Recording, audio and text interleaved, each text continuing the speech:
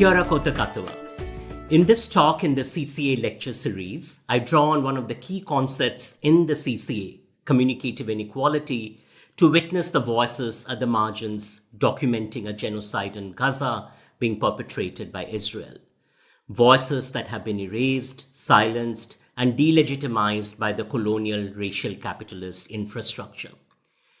Drawing on parallels between the famine currently being evidenced in Gaza and the Great Bengal famine that was witnessed in my ancestral land as a product of British colonial rule, I explore the linkages among communication, voice, famine, and genocide.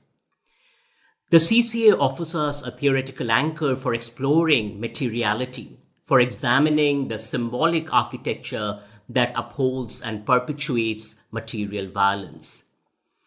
In exploring the link between hunger and violence, not as abstract concepts, but as lived realities that tear through the bodies and spirits of communities in Gaza and Bengal, it is critical to attend to the communicative infrastructure of colonialism.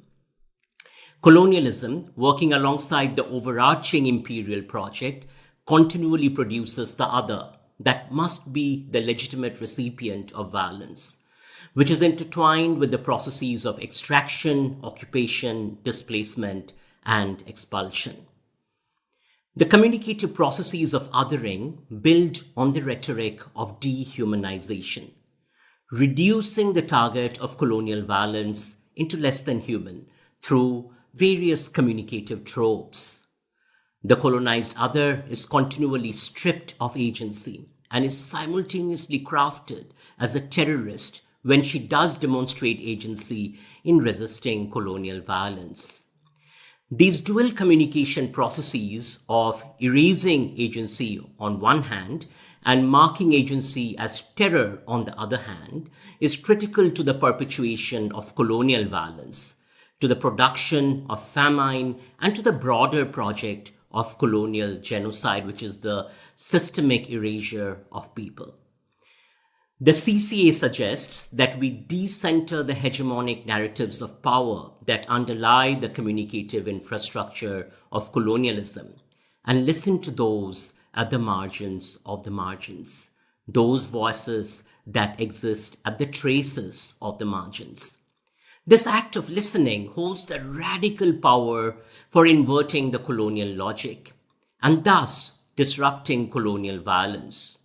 In other words, communication as voice and listening holds the transformative power for building social justice, for challenging the perpetuation of the intertwined processes of famine and genocide. Hunger is not just a lack of food. It is a form of material and structural violence, a structural assault on the most vulnerable, perpetuated by systems of oppression that thrive on communicative inequality.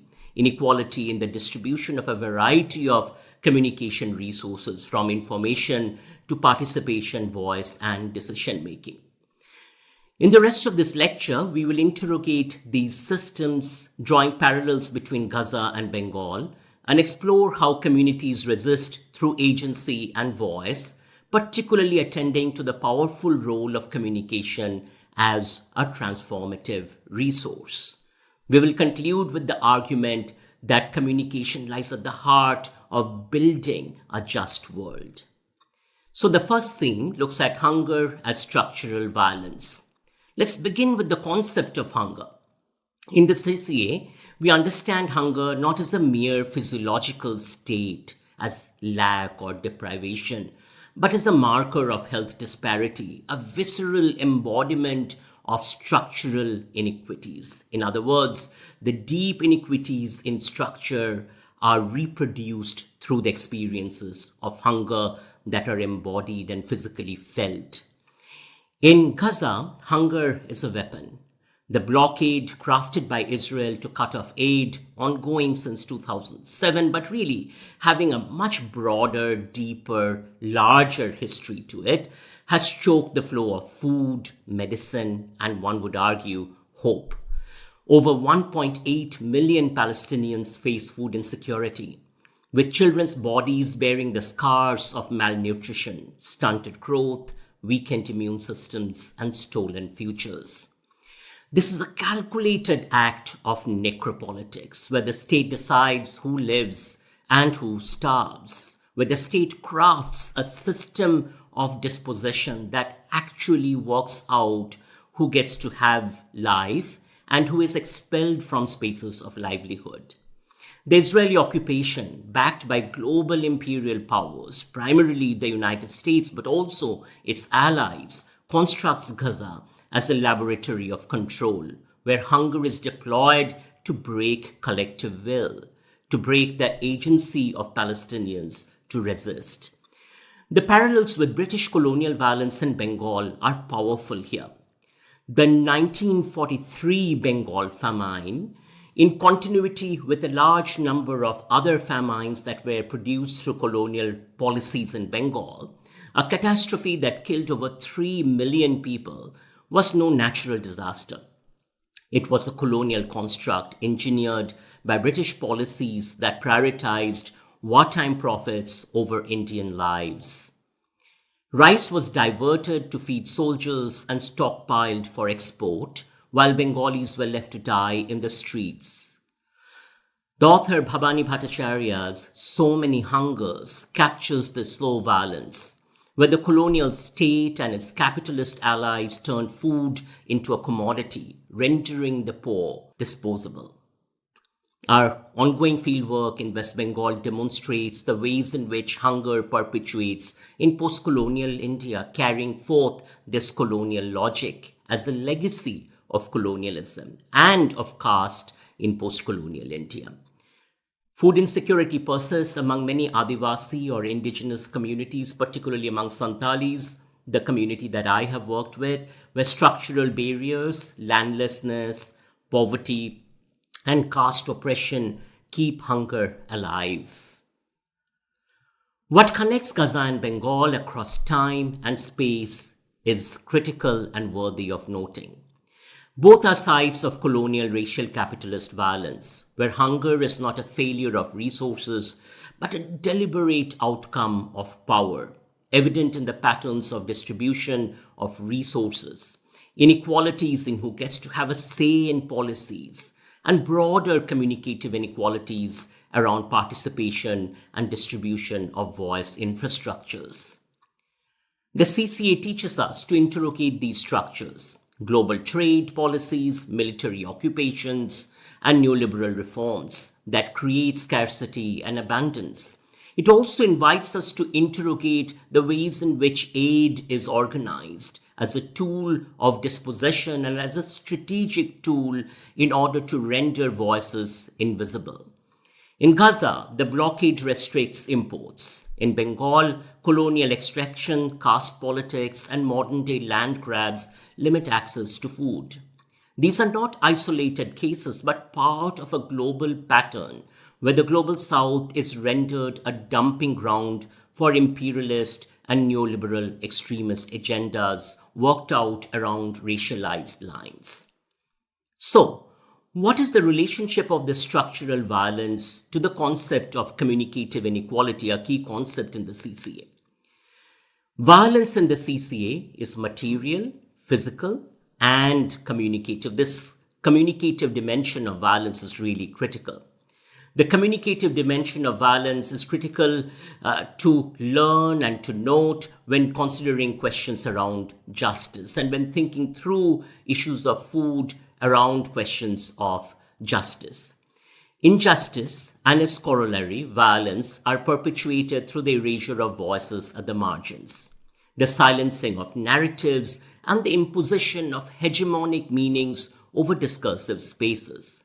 Note here the ongoing deployment of the terror trope to perpetuate terrorist and terrorizing violence. While communities that are recipients of large-scale imperial terror are marked as terrorists, the terror continues to be perpetuated through various policies that engender deprivation of food and basic material resources. In Gaza, the mainstream media in colonial imperial structures, including here in Aotearoa, New Zealand, frames Palestinians as terrorists. stripping them of humanity and justifying their starvation. Once Palestinians have been stripped of agency, then these same communicative structures construct Palestinians without agency, without the capacity to have a voice as passive recipients of aid. This communicative violence legitimizes the blockade, normalizes airstrikes, normalizes the violent targeting of those seeking aid at aid sites, and erases simultaneously the stories of families and communities scavenging for food under the rubble and often being targeted for seeking out aid. Now, the CCA demands that we listen to Palestinian voices.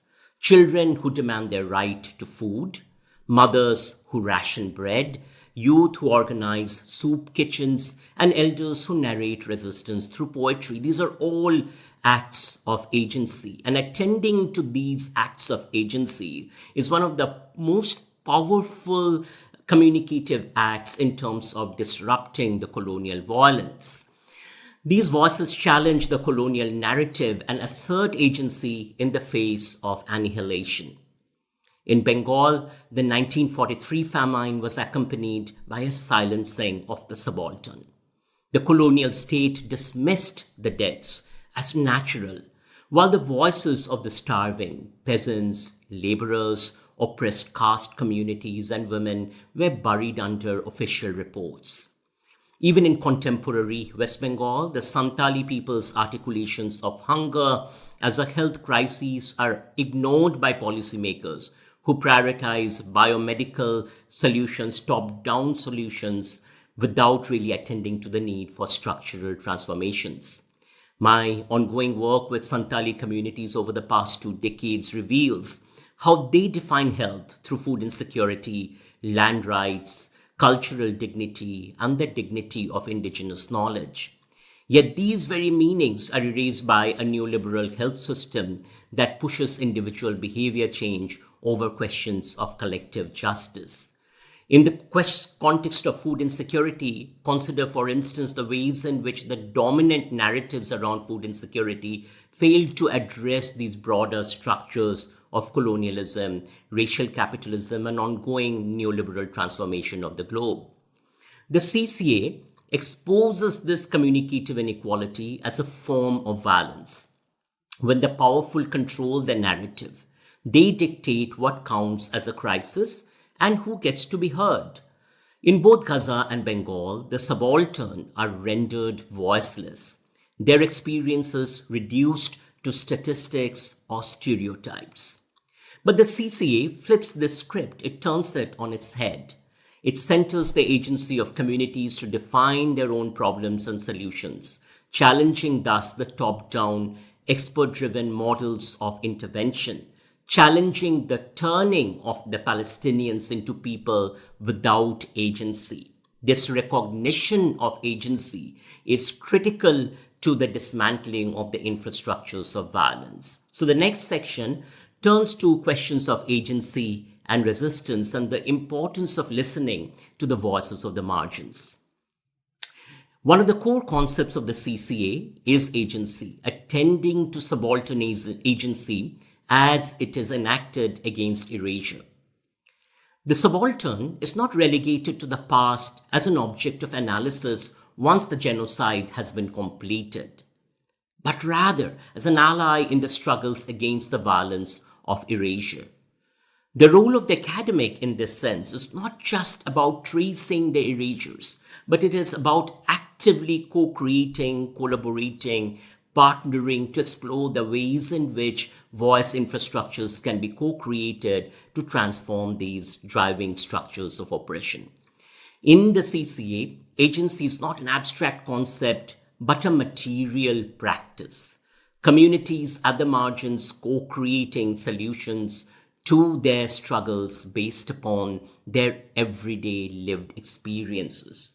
This seeing of, this witnessing of the everyday lived experiences through voice infrastructures, a core concept of the CCA, becomes a way in which the organizing patterns of violence are disrupted. In Gaza, Despite the blockade, grassroots movements continue to thrive. Community kitchens led by women distribute meals to thousands.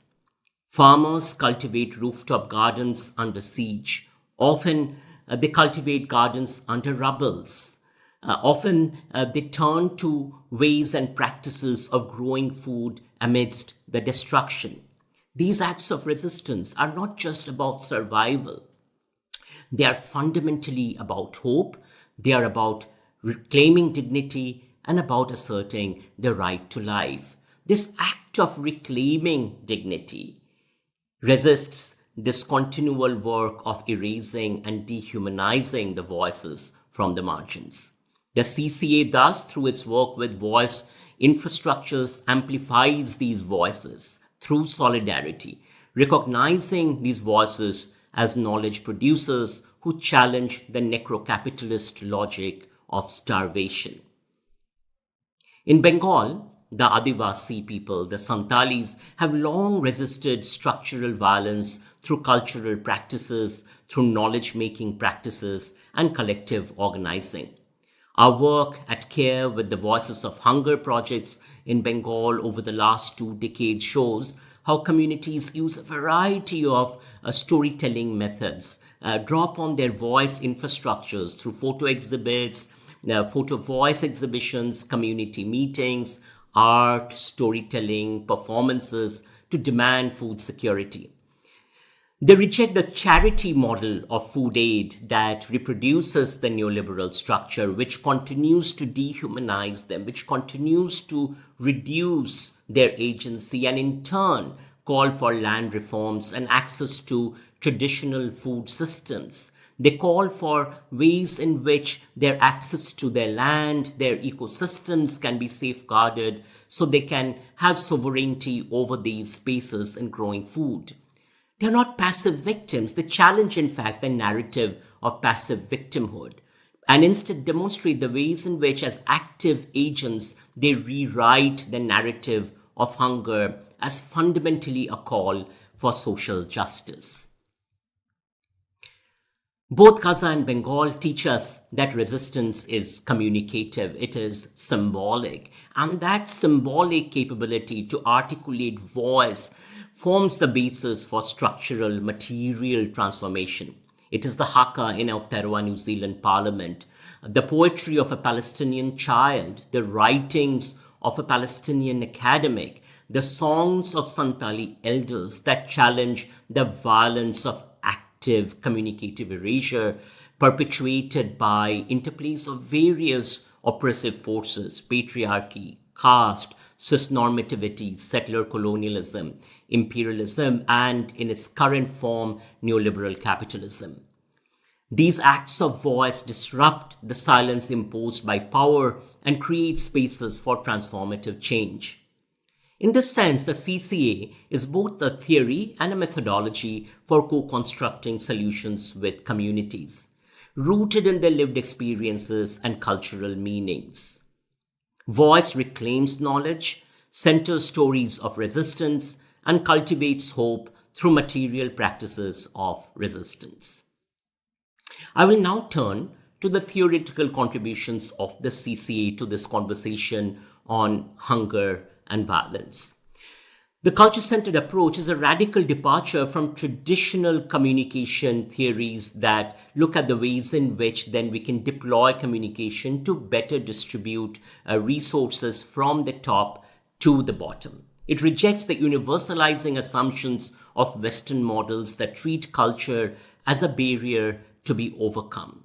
This celebration of agency of the colonized becomes the basis for imagining solutions that are rooted in everyday lived struggles. The CCA places culture at the center, recognizing it as a dynamic site of meaning-making, negotiating power, talking back to powerful structures and finding ways of both surviving amidst these powerful structures, but also bringing about transformation to these structures. Structure, culture, and agency, the 3 key concepts of the CCA, are thus interwoven. Structures of colonialism and capitalism shape hunger and violence, and at the same time, culture provides a lens through which communities come to understand and resist these structures, often drawing upon knowledge systems that they have held. And agency is the capacity to act, speak, and transform.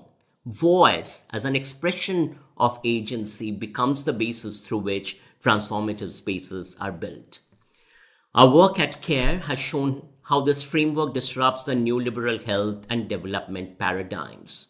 So in Gaza, the question is not about how aid from the West, the very West that has perpetuated this violence, can bring about solutions. But instead, it is fundamentally about rejecting these top-down programs that ignore Palestinian voices, erase Palestinian agency, and instead find ways of supporting community-led initiatives through voice infrastructures at the grassroots in communities, supporting initiatives like mutual aid networks and programs that are emergent in Gaza through the struggles of the people.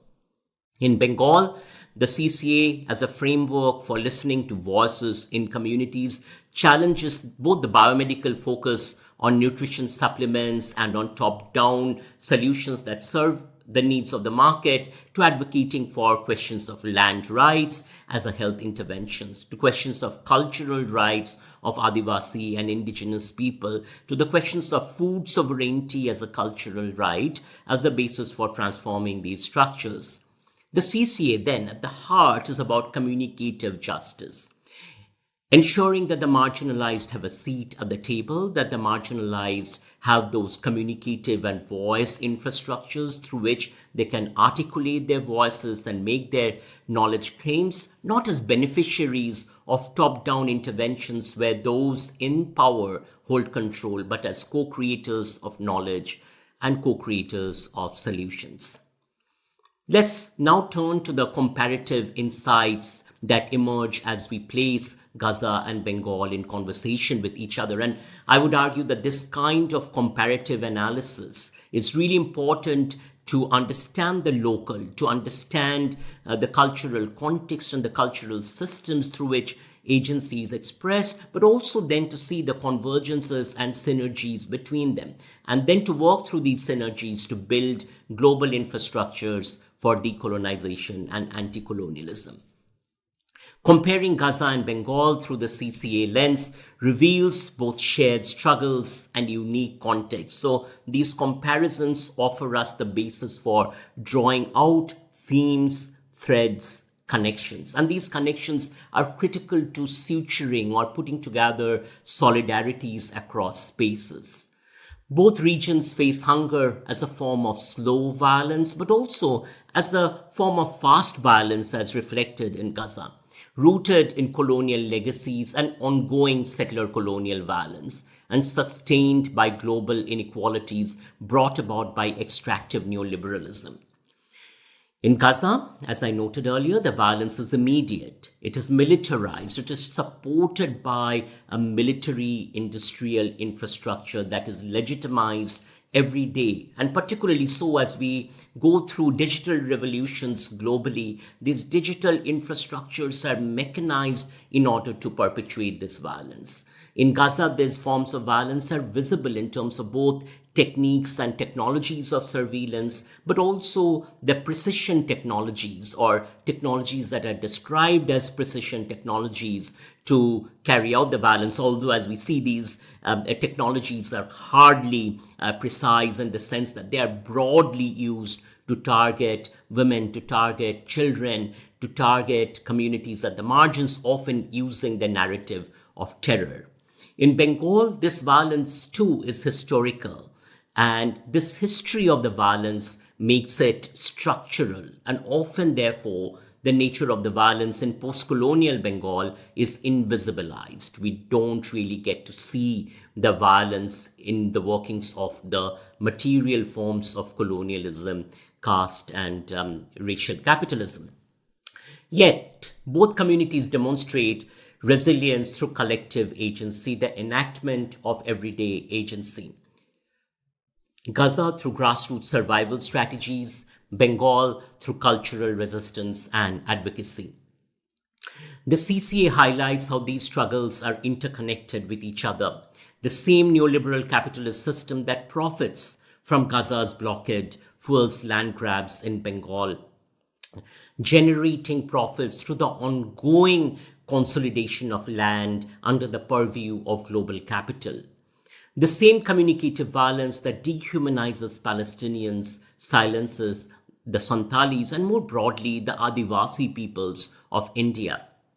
The CCA also shows us hope by centering subaltern voices, by demonstrating the possibilities that are co-created through voice infrastructures.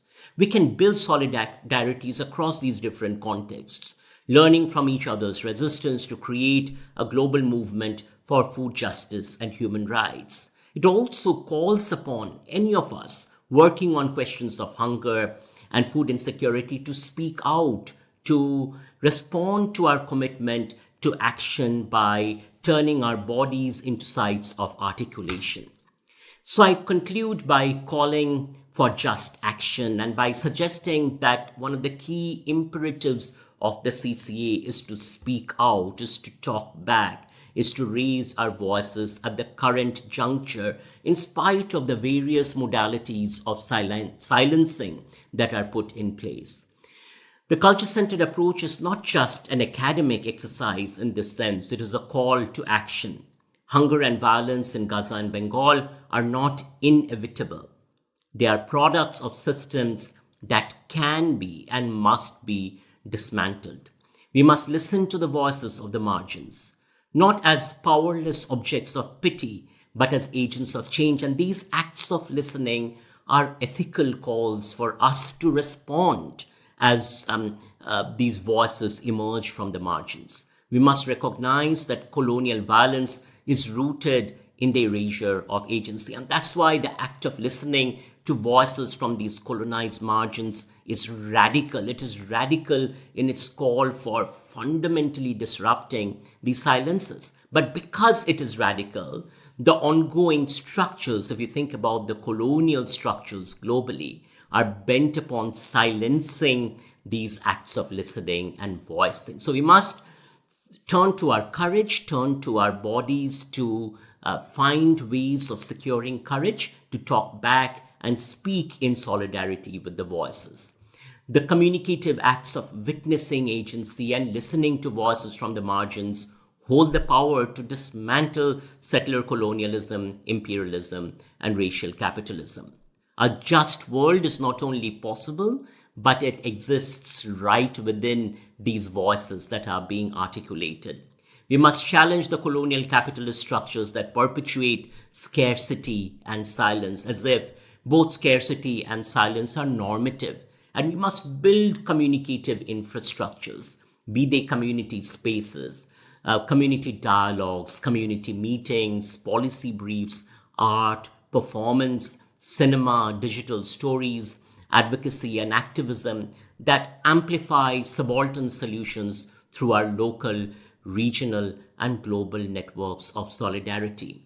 The Gaza moment tells us that our voices matter and our voices are making a difference, and all the more reason why we must continue speaking up and speaking out.